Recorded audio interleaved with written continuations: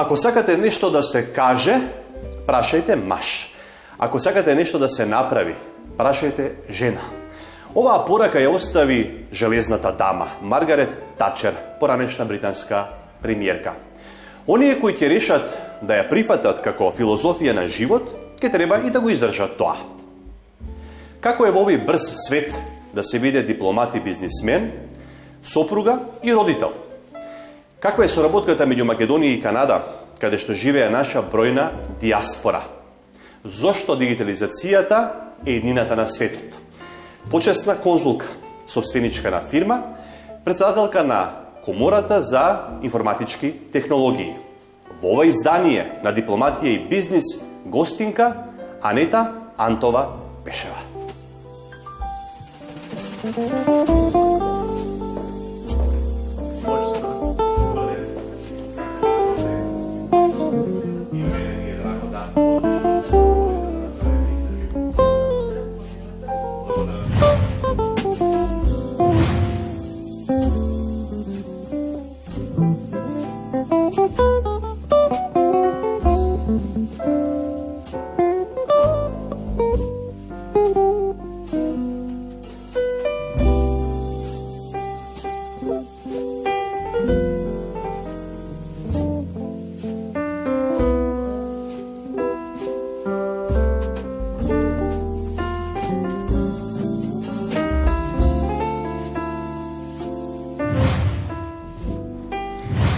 Екипата на Дипломатија и бизнис е во почесниот конзулат на Канада овде во земјава. Разговарам со почесната конзулка Анета Антова Пешева. Благодарам што ја прифативте поканата. Ви благодарам и на вас и сакам да ви честитам, господине Стојан, за оваа емисија и серијална емисија што ги правите, бидејќи ги гледав неколку и навистина се многу добри, освежување значи во етерот. Благодарам. Ајде да направиме уште една оваа емисија. Може би помалку се знае во пошироката јавност за критериумите за назначување почесен конзул на странска држава во нашата. Вие таа позиција не е нескромно да се каже и чест ја добивте од една голема држава како што е Канада. Што треба да се направи? Што треба да се остави како белег, како впечаток за некоја личност да биде назначена за почесен конзул? Ви благодарам за прашањето. Значи, јас прво сакам да разграничам две работи. Една работа е кога имате конзулат и почесен конзул на држава која што нема домицилна амбасада во државата. Значи, нашата амбасада, која што ја покрива Северна Македонија, се наоѓа во Белград и таа ја покрива Србија, Црна Гора и Северна Македонија. Така да конзулатите кои што немаат своја амбасада во државата, тогаш конзулатите се и активни конзулати. Тоа значи изработуваат различна документација и изработуваат документи кои што се потребни за канадските државјани. Инаку можам да ви кажам веќе на прашањето како јас ја добив улогата и таа позиција на канадски конзул, јас да ви кажам многу бев изненадена. Бидејќи воопшто нити сум ургирала, нити па некого познавав во Канада. Сакам да ви кажам, понудата дојде директно од Белград и процесот на избор на канадски конзул беше навистина транспарентен и многу комплициран и тежок. Значи, траеше повеќе месеци. Значи, не бев само јас кандидат, имаше, мислам дека околу 14 кандидати. Така да процесот после, ви кажувам, повеќе интервјуа, повеќе препораки, значи имав преку 13 препораки од разни и дипломати, странци и наши луѓе овдека, ме известија дека сум влегла во последниот круг, кај што беа 4 кандидати. Евалуацијата на крај се правеше во Отава, во Канада, и на почетокот на септември ме известија дека јас сум ја добила таа позиција. Мислам дека тоа е поврзано со фактички и идејата на Канада и нејзиното постапување према демократијата, према еднаквост на половите, према еднаквост на различни јазични групи. Значи, Канада е една отворена држава и голема демократија Исто така Канада се залага многу за луѓето со посебни потреби. Јас и пред да станам конзул на Канада, цел мој живот се занимавав со хуманитарна работа. Значи член сум на 2-3 организации од хуманитарен карактер, и тоа меѓународни, во едната дури членуваат и 103 држави, и често патувам, и овде домашни. Исто така јас сум во многу организации за правата на жените, што на Канада го става на прво место. Често зборувам на конференции за таа проблематика, а исто така сум и ментор за сега овие новите науки за девојките да се запишуваат во IT секторот. И мислам дека тука се спојува тоа мое, како да кажам, CV, најверојатно им се допадна на канаѓаните, бидејќи навистина и јас сум со истите мисли како што е канадската држава, за еднаквост, равноправност помеѓу половите, за јазиците, за различна сексуална определба, така да мислам дека тоа беше клучно. Кои се конкретните ангажмани како почесен конзул? Значи, ангажманите како активен конзулат можам да ви кажам дека се дневни и се доста чести. Бидејќи ние ги обслужуваме канадските државјани, и тоа сакам да објаснам на граѓаните кои што ми се овдека сограѓани, ние не издаваме овдека визи. Значи, ние ги обслужуваме канадските државјани. Но бидејќи во Македонија има многу канадски државјани кои што се и со македонско потекло и со македонски пасош, бидејќи Канада дозволува двојно државјанство, така да за обнова на пасоши, издавање на државјанства, значи склопување на брак, ние ги оверуваме нотарски, значи разни документи во смисла на дипломи од универзитети. Да кажеме, една ситуација интересна ќе ви кажам, кога беше ковид кризата. Јас 1 октомври станав почесен конзул званично и во 2020 година се деси ковид кризата. Во тоа време амбасадорката во Белград не седна и не координираше, значи, повеќе балкански држави, и ние направивме евакуација на луѓето, на канаѓаните кои што се затекнаа тука во нашата држава и во регионот. Успеавме, значи, и со помош добро, јас лично и со нашата влада, бидејќи ги дозволи сите тие транспорти на луѓето во ковид кризата, ги транспортиравме во Белград, каде што со еден збирен авион од канадската држава, тие се вратија назад во Канада. Значи, имаше случаеви, да ви кажам, не само тука што живеат, него имаше случаеви, дошле, не знам, им умрел роднина и се затекнале тука, имаше со мали деца. И така да ние тоа успеавме, затоа и јас добив и посебна, како да кажам, признаница, дека тоа го успешно многу го направивме. Значи, зборуваме за активен конзулат, тогаш предпоставам дека и комуникацијата со амбасадата е поинтензивна, отколку попериодична. Да ви кажам, значи, комуникацијата со амбасадата е апсолутно за конзуларните работи скоро дневна. Значи, ние ги знаеме процедурите, јас имам и колешка која што работи активно, значи, со сите тие дозволи кои што, мислам, ги внимава законите и процедурите, со тоа што ние имаме во овој период сме имале и некои непознати состојби, така да не ни се случило, имаме голема поддршка од амбасадата, не ни се случило за некое прашање амбасадата да не ни одговори во најбрз можен рок, дури и во сабота и во недела. И мислам дека тоа е многу добра помош и многу ни помага на нас, бидејќи имаме случаеви не само со документација, имаме и канаѓани кои што имаат некаков здравствен проблем, има канаѓани кои што нешто се законот не го испочитувале, значи ние и тука посредуваме во сите тие работи кои што им требаат на канаѓаните за помош. Во кои сфери е најдобрата соработка меѓу Македонија и Канада и дали сте лоцирали каде може таа да се унапреди?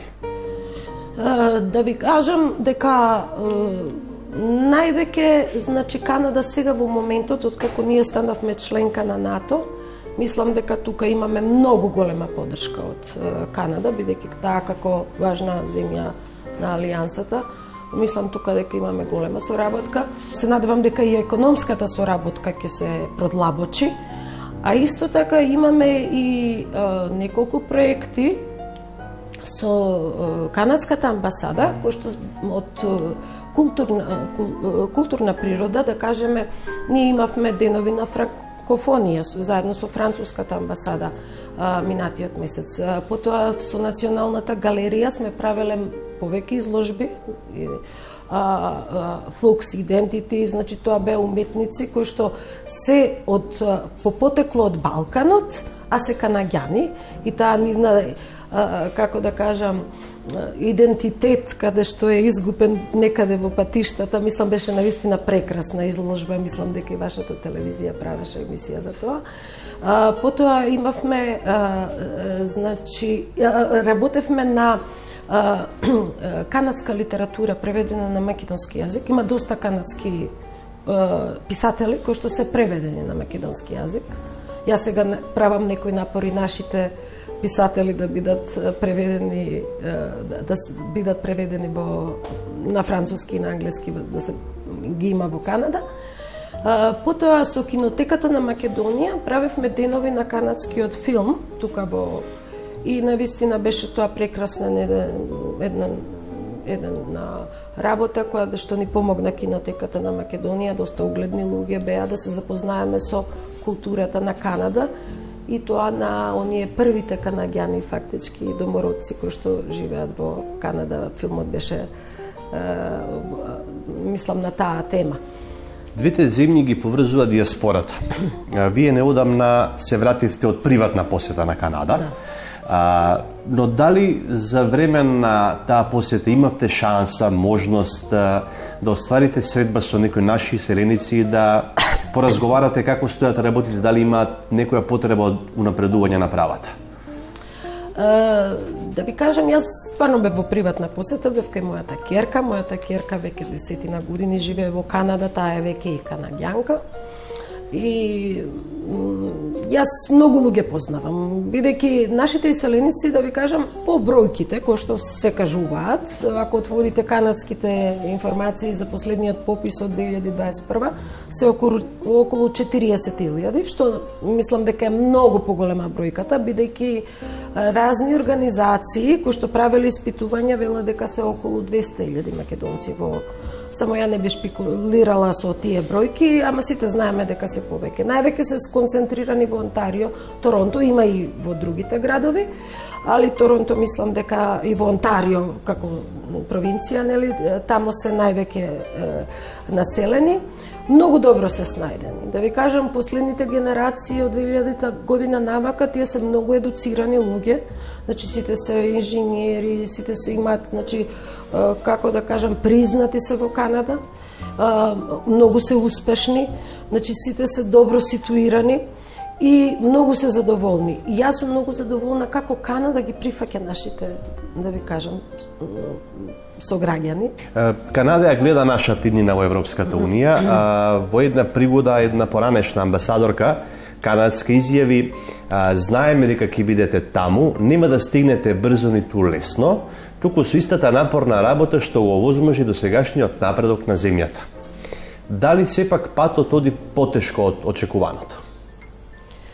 Амбасадорката, да ви кажам, тој веројатно амбасадорката Чаба, јас да ви кажам, мислам дека добро се движи работата. Ако гледаме дека во последно време, дека пред неколку години не примија во НАТО алијансата, што за мене е многу важна институција. Исто така со Канада сме и во други, нели, во Обединетите нации, сме во Светска трговска организација, во ОПСЕ сме, сега јас бев таму. исто и председавачи сме на ОПСЕ. Сега овој дел со Европската унија ја не би давала тука никакви изјави, бидејќи тоа треба да ги прашате нашите политичари дали ќе оди брзо или полека. Но Канада многу, можам да кажам, ја поддржува нашата европска интеграција. Споменавте во едно од предходните за економската соработка. Како да привлечеме повеќе канадски инвестиции овде да вложат канаѓаните, па можеби и нашинци кои живеат во Канада да ги убедиме да вложат во Македонија? Последната инвестиција во Македонија, значи јас и бев на отварањето во Струга, тоа е Магна, тоа е едно од најголемите фабрики за автомобилска индустрија, која што отвори во Струга и тамо, мислам на почетокот, веднаш 400 луѓе се запослија. На 11 мај, не знам дали знаете, таа отвори погон и во Штип. И тамо се очекува околу 600 луѓе. Инвестицијата е околу 35 милиони евра, тоа е мултинационална компанија и јас се надевам дека таа ќе го скрши мразот овдека. Со тоа што околу нашите селеници, не мислам дека они не учествуваат во нашата економија. Знаете што е многу интересно? Не мислам да инвестираат они сега дека прават некои компании овдека, но сепак туризмот не треба да се подценува. Тие секоја своја прилика доаѓаат овде во Македонија. Јас знам и тие кои што живеат во пензионери што се пони доаѓаат тука 6 месеци тамо. Значи јас знам и многу, еве сега ми пројаѓа и канаѓани кои што се пријатели со македонците, што сакаат да дојдат во Македонија. Можеби сега малце, јас сега кога бев во Канада, можеби треба да се направи еден директен лет Скопје-Торонто, да кажеме, или така нешто. Тоа многу ќе олесни работата и многу ќе... Сега јас не сум таа што тоа го одлучува, ама нашата влада треба за тоа да размисли, бидејќи навистина тогаш ќе имаме и поголема посета, ќе има поголема флуктуација на луѓе, можеби некој ќе дојде до идеја и да отвори поголем бизнис. Со диаспората, знаете што е факт во суштина, жално тоа што првата генерација, тие во срцето едносат, нели, државата кај што се родиле, втората генерација пеат, нели, песни, така, третата генерација веќе тоа е тешка работа. Мислам, не е тоа баш така просто, бидејќи тамо де најте средината сосема друга е таа приказна. Благодарам за сега, господјо Пешева, од почесниот конзулат и од овој формален дел и сет на прашање за тоа како работи почесниот конзулат и вие како почесен конзул, се селиме во семејната резиденција на Пешеви и го продолжуваме разговорот на поприватни теми.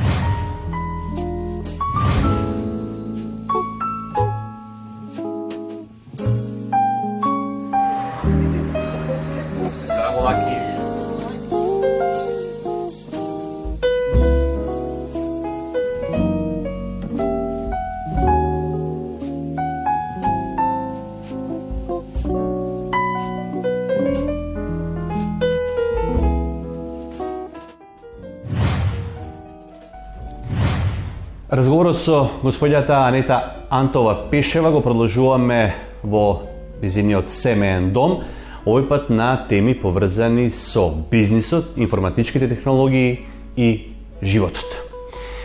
Разговаравме за титулата почесен конзул, вие сте бизнисмен, председател сте на Масит, секојдневно учествувате речиси на конференции. Како се усогласуваат сите овие работи? Се успевале да се стигне секаде? Па да ви кажам, не ми е тоа некој голем проблем. Освен овие што ги наброивте како председател на МАСИ в последните 5 години, јас сум бев и национален представник на една меѓународна организација хуманитарна International Innerville Association. Исто така сум многу присутна и ментор сум за млади девојки кои што сакаат да одат во IT водите, да се занимаваат со IT бизнисот. Така да, знаете како, се во свое време. Јас мислам, моето искуство во бизнисот, кое што е повеќе од 33 години, ме направи некако да сум сигурна во мојот тим. Така да секогаш не мора, кога имате сигурен тим во компанијата, А особено во оваа моја професија, каде што се многу помлади од мене, секогаш сега доаѓа состојба да ги слушате помладите, да ги оставате самостојно да ја прават таа работа. Нормално треба контрола некоја.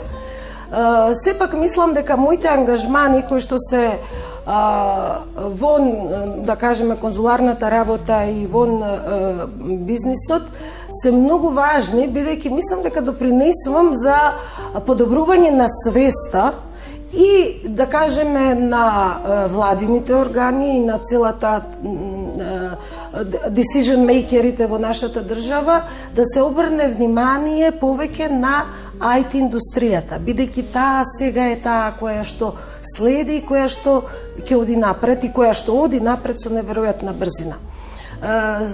Сепак мислам дека IT индустријата треба да се почитува и јас со моето искуство можам многу да помогнам за тие. Сега последните податоци од Централен регистар ги добив, има регистрирано околу 2800 компании во Македонија, IT, знаете, тие се се млади луѓе, млади инженери, што запослуваат околу 20.000 млади луѓе.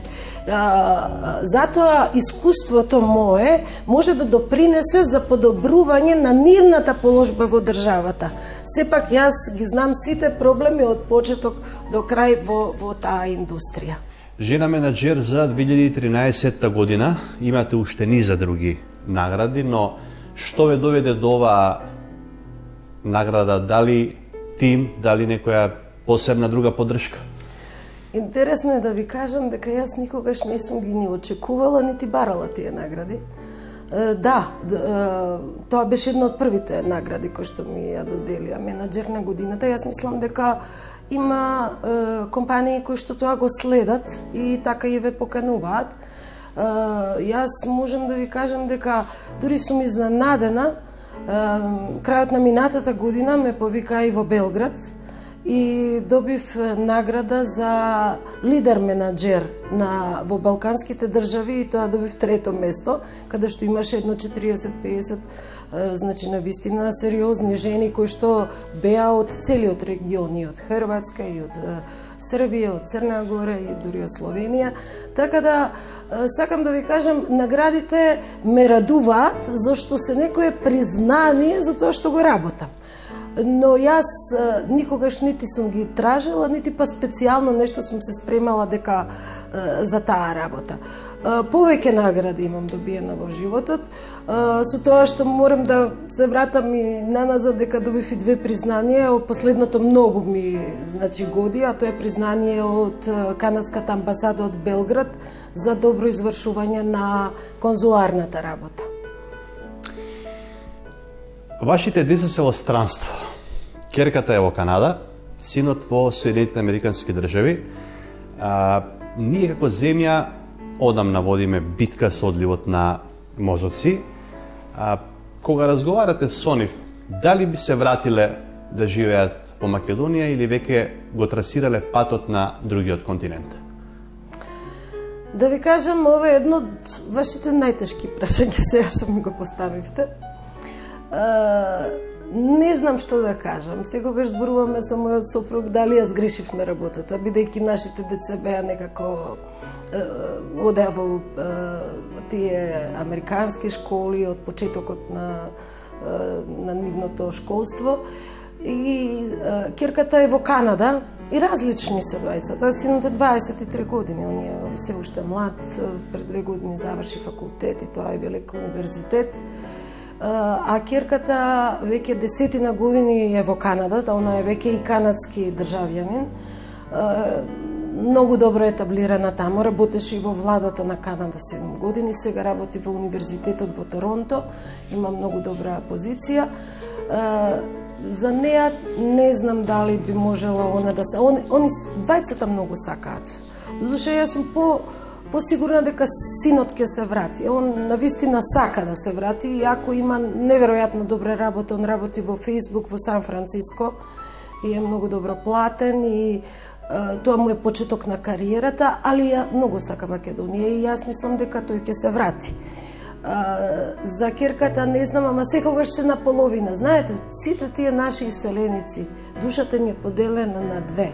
Некако ќе се врата тука, ќе поседат еден месец, летото беше керката, ама после пак ги влече нешто назад. Знаете, тоа е една многу тешка, комплицирана работа, што мислам сите наши иселеници се сретнуваат. Не е лесно.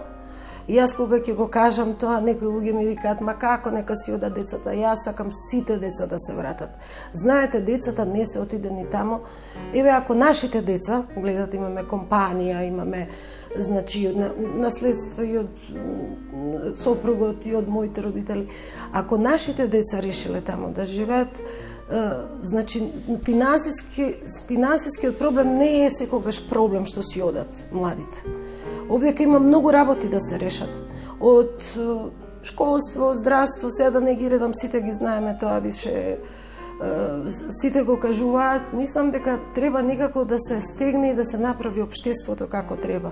И ако го направиме тоа, особено IT инженерите ќе се вратат.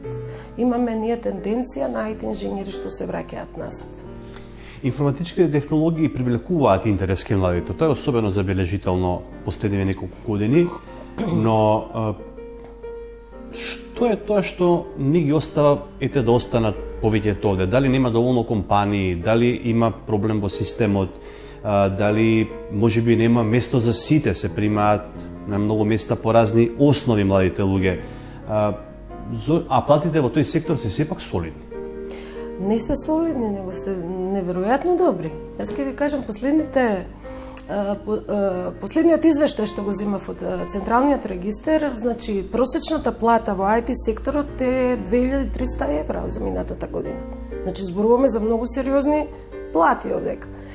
Знаете, има тенденција, сега не знам, јас тоа го гледам бидејќи сум многу во тој бизнис, а исто како председател на МАСИТ имам многу контакти со млади инженери, со ФЕИТ, со ФИНКИ, со сите универзитети. Младите имаат тенденција IT инженерите да се враќаат во Македонија. Значи, јас имав и во управниот одбор двајцедниот што работел во Германија 7 години, се врати назад, си отвори своја фирма. Едниот млад човек од Битола, тој во Австралија бил, се вратил.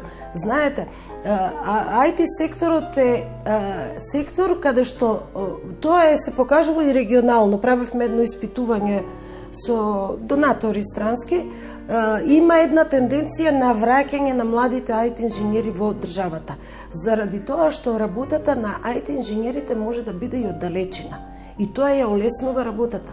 Значи имаме ние овдека во државата инженери, фриленсери кои што работат за Америки, за Канади, кои што Австралија од овде, од Македонија.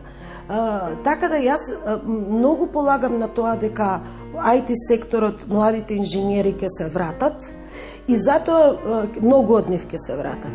Заради тоа што животот во странство не е баш така лесен. Вие треба да дадете половина плата за кирија, тамо немате фамилија, немате собствен стан и сите тие работи им го прави животот овдека да е покомоден. А сепак ние сме Европа, ние сме во центарот на Европа. Каде да се качите на авион за еден час сте дали во Австрија, дали во Грција, дали... Значи, сакам да ви кажам дека во IT секторот е иднината. И затоа јас зборувам и во МАСИТ како председател и зборувам и на владините тие што ги имаме јавно-приватно партнерство со коморите, ние сме член на тој сојуз со владата, зборувам дека треба многу да се обрне на законите, олеснување на младите за тие кои што се во IT индустријата. IT индустријата минатата година направила 1.300.000.000 евра промет, од кои што 500 милиони се извоз. Знаете, тоа се сепак сериозни бројки за млади луѓе. И тука треба многу да се обрне внимание за да не ги изгубиме, ако се покача даноци, ако не знам сега, ако идеме од таа приказна. Не е точно дека нема. 500 по нашето испитување што го правевме со швајцарската амбасада, значи 580 инженери фалат годишно во Македонија во нашите фирми, значи во домашните фирми. Оваа година еве на ФИНКИ 1200 студенти, значи раст интересот за IT секторот, индустријата е многу голем, што е добро и што мислам дека многу добро ќе влијае на државата и на младите луѓе. Не може да се биде родово равноправен ако не сте финансиски независен. Така. Ова е ваша порака како ментор на младите луѓе. Да. И веројатно со таа филозофија и живеете, но како е изводливо тоа? Како да се постигне секогаш? И па да ви кажам, јас и на меѓународни конференции го зборувам, а и тука бев ментор, дури имав една симпатична преку Македонија 2025 STEM програмата, каде што држев, да кажеме, такво едно предавање на млади девојки до 8 оделение девојчињата во едно од кумановските села. И знаете што е мојата филозофија? Докато се помлади, ја не велам дека сите треба да станат инженери, информатичари. Но јас сепак мислам секоја наука која што ќе ја земат, ако нема елемент на познавање на информатиката, во било која економија, медицина, дека многу тешко ќе се најде работа. Затоа јас сум поборник на тоа да се научат информатичките вештини. Уште од помали години, а особено тие што решиле, да кажеме, девојки да се запишат на информатичките универзитети. Имаме повеќе во нашата држава. Заради тоа што ви кажав какви се платите. Во IT бизнисот не постои полова различност. Значи, и девојчињата и машките се исто платени и се на исти позиции. Јас во мојата компанија, може би повеќе девојки се. Јас не сум поборник на тоа, секогаш квалитетот победува, али девојчињата се многу вредни, многу успешни, дури процентуално повеќе го завршуваат универзитетот од кога ќе се запишат. Затоа мислам дека кога жената ќе има финансиска стабилност, ќе може да носи одлуки и тогаш ќе биде рамноправна. Бидејќи секое друго барање на рамноправност без финансиска независност е многу тешко да се изведе. Можеме ние да си протестираме, да си кажуваме, да си пишуваме колумни, ама сепак во професијата е многу важно да жената да оди да се школува, да работи, не мора да научи ако треба и занат и да има своја финансиска подкрепа. Ваш став е дека дигитализацијата е иднината, светот вртоглаво оди напред. Овдека некако на тој план сме прилично слаби, секогаш стратегии, но некако не успеваме да го постигнеме тоа што треба да се постигне. Каде е најголемиот проблем? Различен е проблемот, јас често зборувам на оваа тема.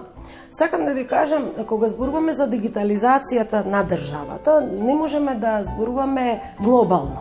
Значи имаме ние сектори, особено во приватниот бизнис, во банките, осигурителните куќи, во приватните компании, што се многу дигитализирани, што апсолутно се е автоматизирано и дури, мислам, напред се и од околните држави.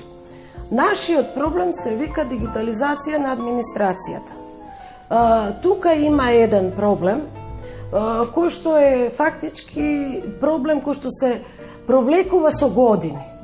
Бидејќи јас сепак мислам, еве сега се проба и подпредседателката на влада Славица Грковска да направи едно мапирање на состојбата во министерствата и во тие други директорати, агенции кои што се, да видиме што всушност со години се купувало и какви софтвери, какви хардвери се користат таму.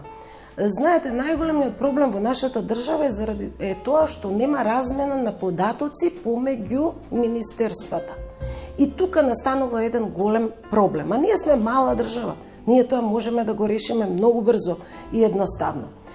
Се прават разни стратегии, иако јас сум поборник државата да има една стратегија. Ние сме една стратегија која што ќе ја донесат и позиција и опозиција и сите партии таму и ќе изгласат во парламент и ќе кажат за дигитализацијата оваа стратегија треба да биде и одиме во овој правец. Која и власт да дојде, тоа да се почитува. Кога се зборува за дигитализација, многу тоа некако општо, многу стручно, многу се не. Нас треба тоа да ни го олесни животот, како мобилните телефони што ни го олесниле. Значи, ние сме сега до дигитализација. А што зборуваме сега со овие нови алатки? Знаете тоа, еве Сидми што го работи, тоа machine learning, artificial intelligence. тоа скоро и да нема допирна точка со IT. Знаете, тоа се сосема други науки. Тоа мислам секај дојдено сами сигурно многу се за чат GPT се зборува. Знаете како прашање на секунд е кога тука некои роботи ќе ни шетаат и тие ќе ни го кажуваат нивното мислење. На мапата на гейминг индустријата, за која што мислам дека релативно малку се зборува кај нас, не сме застапени, а тоа е едно од најголемите, можеби најбрзо растечки на ниво на Европа и на светот. Како да влеземе на таа мапа која патем носи милиарди годишно? Јас бев поканета на една емисија, па така ја проучив целата таа индустрија. И да ви кажам, господине Стојан, јас бев шокирана од бројките. Прво и основно, овдека, вие викате како да ја развиеме. Ние воопшто не ни знаеме колку имаме сега. Знаете зашто? Зашто тарифен број за гейминг индустрија не постои. Гейминг индустријата не е IT индустрија. IT е дел од гейминг индустријата.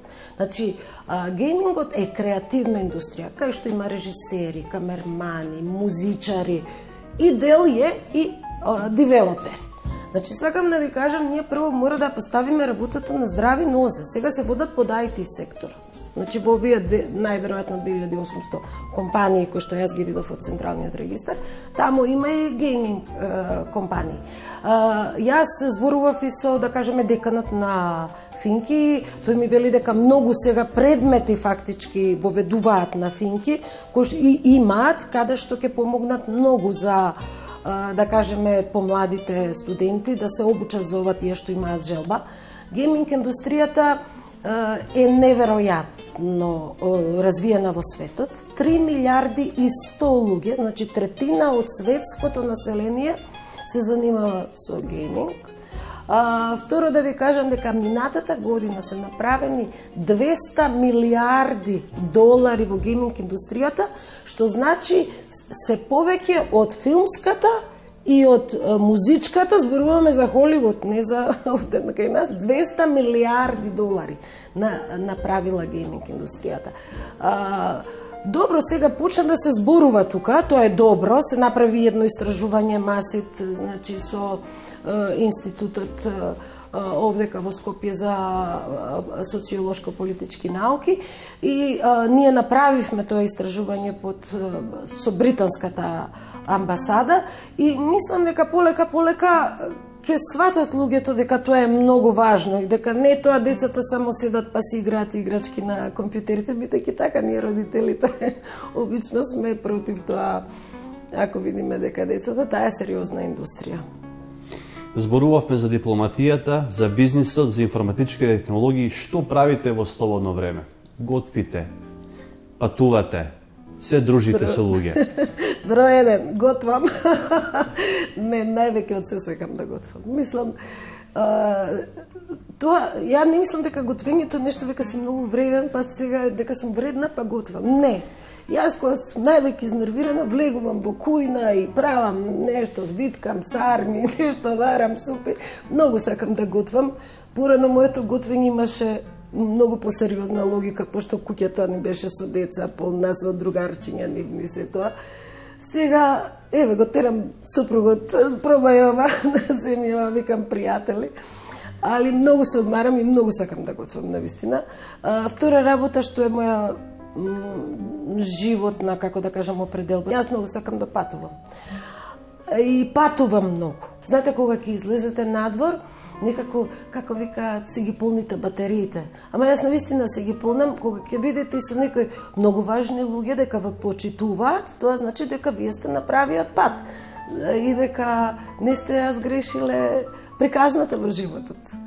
Вообичаено моето последно прашање во овие емисии, но тоа кога имам странски дипломати во земјава, е зошто ја сакаат Македонија, сега за вас имам две. Да. Зошто ја сакате Канада? Значи, Канада ја сакам заради тоа што мислам дека нашата држава по патот по кој што одиме сите овие 30 и колку години независност, ги бара да ги има квалитетите и канадските вредности. Значи, околу разлика да кажеме, верска, нема разлика во полови, нема разлика во јазична бариери, немаме. Значи, тоа Канада се го прави и мислам Канада нас треба да ни биде како водич во тоа каде ние треба да тежнееме. Има многу земји, и европски, и други, источни, западни. Јас мислам дека Канада е баш правата мерка за тоа како треба да ни биде здравство, како треба да ни биде школство, како треба луѓето да бидат задоволни во животот, да си го ја чуваат околината, екологијата и тоа се. Само да не се разбереме погрешно. Јас Македонија повеќе си ја сакам од Канада. Тоа е второто прашање. Што сте останале овде? Веројатно Македонија е во срцето. Зошто ја сакате Македонија? Јас многу ја сакам. Јас сум имала прилики да се иселиме со мажот, бидејќи сме биле, нели, електроинженер сум јас. Јас многу ја сакам Македонија и дури понекогаш сите и како кога ќе кажат луѓето се многу незадоволни, ми се подсмеваат, некако како ти така. Ја викам, ја да ви кажам, мислам дека поубава, подобра земја од Македонија нема. И сега ќе ви кажам зашто. Ние, народот овдека не знае да си го цени тоа што ние го имаме како природно богатство. Значи, пазете, ние имаме вода у неограничени количини. Значи, поливаме со питка вода ворови. Имаме планини, имаме зеленило, имаме земјоделие, имаме сонце. Знаете колку е тешко да се живее во друга држава, каде што климата, еве и најразвиените, сум одела секаде. Во Холандија, сум одела во Данска. Климата мене не ми се допаѓа таму. Овдека, ма што да ставите во едно вазниче, ќе ви порасне утре патлижанче. Сакам да ви кажам, ние треба да го искористиме тој потенцијал на нашата земја. Особено во полето на земјоделие. Заради нашата клима, нас не ни требаат нити кузна какви специјални оранжери, ни специјални техники. И зашто странците се враќаат овдека? Зошто се враќаат? Гледате, мислам, има полно кои што биле тука на служба, дали дипломати, дали што работеле во бизнис, се враќаат тука. Јас знам професори кои што работеле во американската школа, што купија тука за старост, се купија во Охрид. Зошто? Треба да човек да си ја сака државата. Само мислам, ја да имам, не знам, некои големи пари, нешто. Ја сите би ги пратила што сакаат во странството, да видат како е таму. Мислам дека никој не знае, тие повеќе што не одат луѓе не биле и што не поживеале така месец, два да поживеат да видат како е, ќе им стане јасно за што им зборувам. Благодарам што бевте гостинка од Дипломатија и бизнис. Да, благодарам јас на вас многу и да продолжите вака успешно. Благодарам. Почитувани гледачи, ова беше уште едно издание на емисијата Дипломатија и бизнис. Гостинка беше почесната конзулка на Канада во Македонија, Анета Антова Пешева. Пријатно!